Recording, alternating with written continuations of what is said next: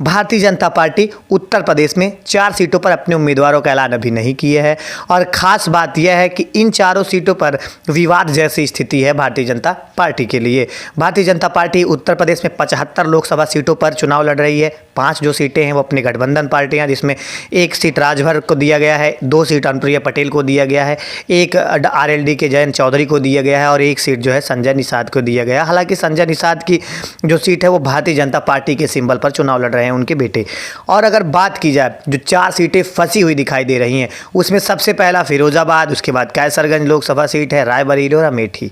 और अगर बात की जाए सबसे पहले तो फिरोजाबाद से जहां समाजवादी पार्टी के महासचिव राम गोपाल यादव के बेटे अक्षय यादव चुनाव लड़ रहे हैं और फिरोजाबाद सीट पर लोधी समाज और यादव समाज का बाहुल्य इलाका है। और बताते चले कि खबरें यहाँ तक आ रही हैं कि भारतीय जनता पार्टी चाह रही है कि कोई वहाँ से लोधी समाज का उम्मीदवार खड़ा किया जाए। हालांकि इस पर भीतरी कलह बनी हुई है क्योंकि कई जानकारों का मानना है कि भारतीय जनता पार्टी यादव समाज से वो टिकट देना चाहती है। हालांकि जो यादव समाज है वो समाजवादी पार्टी का कोर वोटर माना जाता है।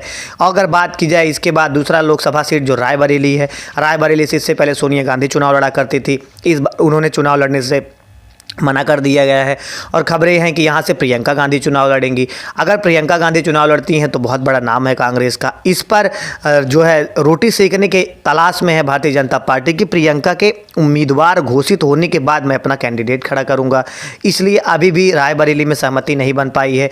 अगर बात की जाए अमेठी की, राहुल गांधी है वो अमेठी से चुनाव लड़ेंगे। अगर वो नहीं लड़ते हैं तो फिर देते किसको हैं। लेकिन अगर कांग्रेस के राहुल गांधी अमेठी से चुनाव लड़ते हैं तो उत्तर प्रदेश में कहीं ना कहीं जो एंटी बीजेपी पार्टी यानी जो इंडिया गठबंधन की पार्टियां हैं उनको लाभ मिलने वाला है। अगर बात की जाए चौथा लोकसभा सीट जो है वो है कैसरगंज लोकसभा सीट से यहाँ तक खबरें आ रही हैं कि बृजभूषण शरण सिंह से काफ़ी ज़्यादा खींचातानी भी हो गया है। बृजभूषण शरण सिंह दिल्ली जाते हैं, दिल्ली से वापस आते हैं, लखनऊ से तो बाकायदा काफ़िले के साथ आते हैं और कई गाड़ियों का काफ़िला लेकर घूमने लगते हैं, जो कि इस समय चुनाव आचार संहिता चल रहा है तो उन पर शायद नोटिस भी जारी किया गया है। आते हैं बाकायदा, उनके साथ जो एमएलसी हैं, जो एमएलए हैं वो तो रहते हैं, लेकिन जो कर्नलगंज के और प्रतापपुर के जो विधायक रहते हैं वो नहीं रहते हैं। भारतीय जनता पार्टी के जो कैसरगंज लोकसभा सीट के जिलाध्यक्ष हैं वो नहीं रहते हैं। तो खास बात यह है कि क्या बृजभूषण शरण सिंह का टिकट कट गया है, क्योंकि ना वहाँ उनके जिलाध्यक्ष रहते हैं ना बड़े नेता रहते हैं। लेकिन भूषण शरण सिंह ये दिखाना चाहते हैं कि हमारा बाहुबल है और हम इससे चुनाव जीतेंगे, इसलिए वो लगातार कई गाड़ियों के साथ क्षेत्रों का भ्रमण करते हैं, बाकायदा प्रचार में जुट जाते हैं।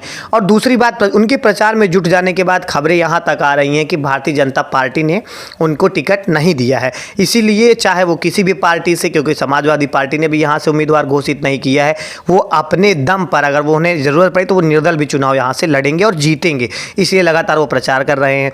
खबरें यहाँ तक आई हैं कि बृजभूषण शरण सिंह के उनको सुझाव दिया गया, उनसे पूछा गया कि आपके सिवाय आपके घर में चाहे वो आपके बेटे प्रताप भूषण सिंह हो जाए, चाहे वो कीर्ति सिंह हो जाए, इनको चुनाव मैदान में इनका नाम सुझाव दीजिए, तो उन्होंने किसी का नाम सुझाव नहीं दिया। सबसे बड़ी बात यह रही और इसी पर भारतीय जनता पार्टी और बृजभूषण शरण सिंह में खींचातानी बनी हुई है।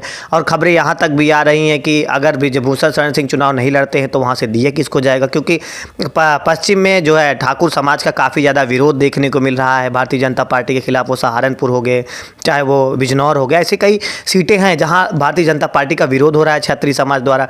तो क्या अजय सिंह वहाँ पर एक उम्मीदवार हैं जो कि उसी विधानसभा क्षेत्र से आते हैं जहाँ बृजभूषण शरण सिंह का घर है, वहीं उनका भी घर है।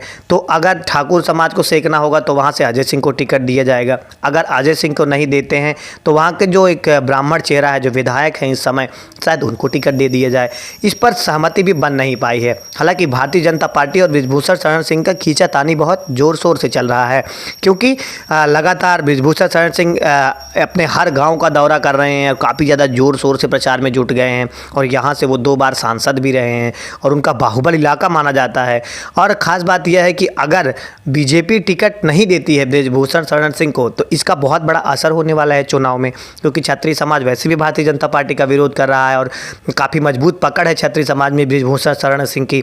ब्रिजभूषण शरण सिंह जो है महिला पहलवानों के जो यौन शोषण का मामला था, जब से वो सामने आए हैं उसके बाद उनका एक बयान बहुत वायरल हो रहा था कि दबदबा तो है, दबदबा तो रहेगा, दबदबा तो रहेगा ही, ये वाला बयान। उसके बाद फिर भारतीय जनता पार्टी, कई बार ऐसा हुआ है कि वो भारतीय जनता पार्टी के खिलाफ भी बोलते नजर आए हैं, और उसके बाद मुख्यमंत्री के खिलाफ भी उनके भाषण देखने को मिले थे। तो इन सब के बीच भारतीय जनता पार्टी ब्रिजभूषण शरण सिंह वाले मामले में अभी भी बैकफुट पर नजर आ रही है और अभी तक टिकट क्लियर नहीं कर पाई है। सिर्फ यही वजह रहा है कि ब्रिजभूषण शरण सिंह नहीं मान रहे हैं किसी और के नाम से।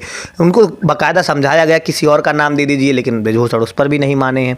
तो ब्रिजभूषण शरण सिंह की गुत्थी अभी भी नहीं सुलझी है और भारतीय जनता पार्टी इन 4 सीटों पर अभी भी अपने उम्मीदवार नहीं खड़ा किए हैं।